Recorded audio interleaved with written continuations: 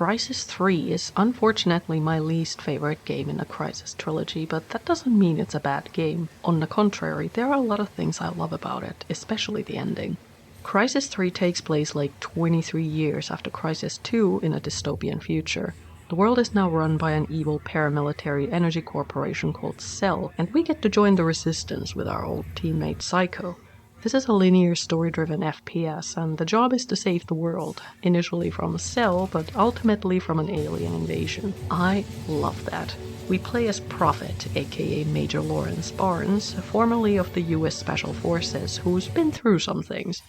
Long story short, his nanosuit has by now fused with his body and he can't take it off anymore. It's unclear whether he even has a face under the mask. I was so excited for this craziness.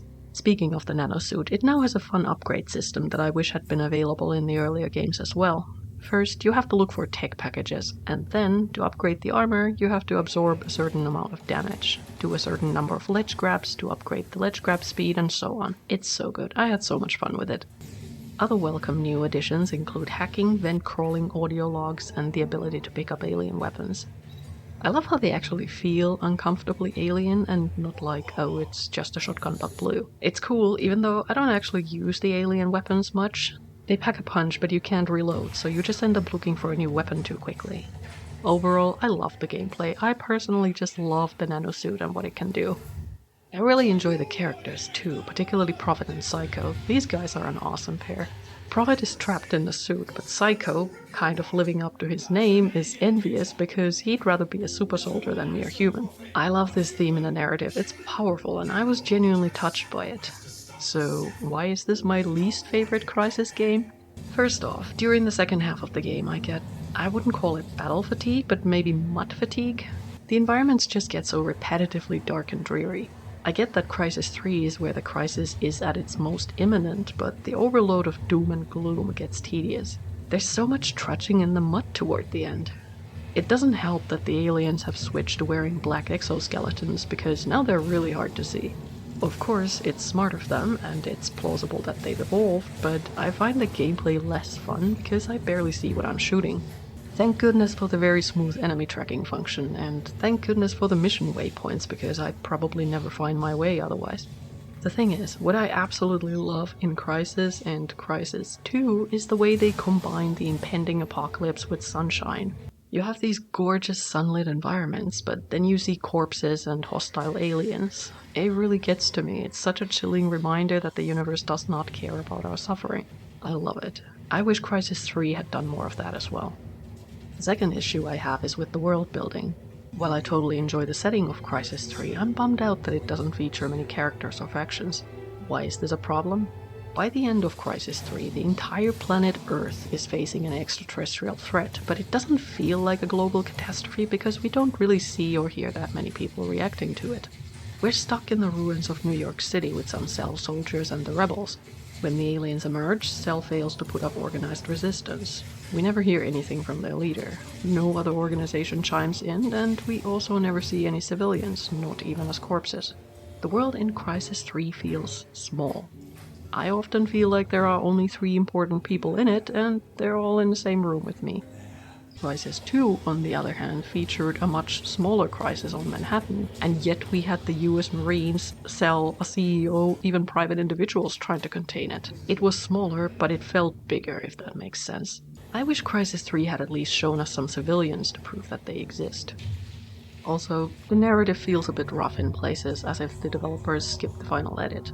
It's a shame because I really loved the idea they had for this story, and I love the gameplay and would have loved to spend more time with it.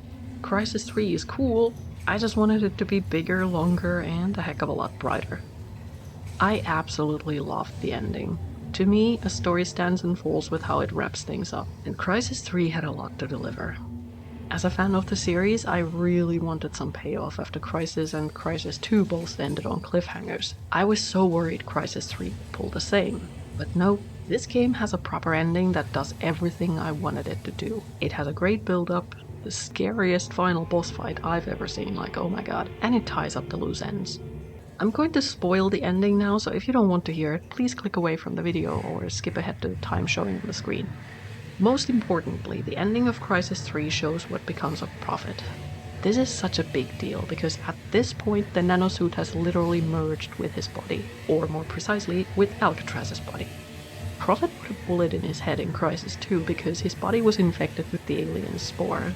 So he put Alcatraz in his suit, but the suit had already absorbed his personality, which then overrode Alcatraz's personality, so now it's Prophet's personality in Alcatraz's body, wearing a suit that he can't remove.